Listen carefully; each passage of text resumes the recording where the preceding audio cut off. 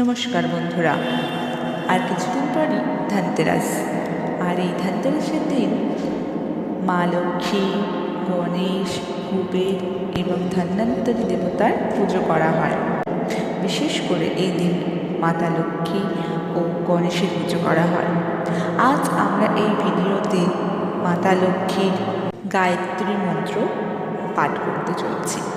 তো চলুন বন্ধুরা, দেরি না করে শুরু করা যাক।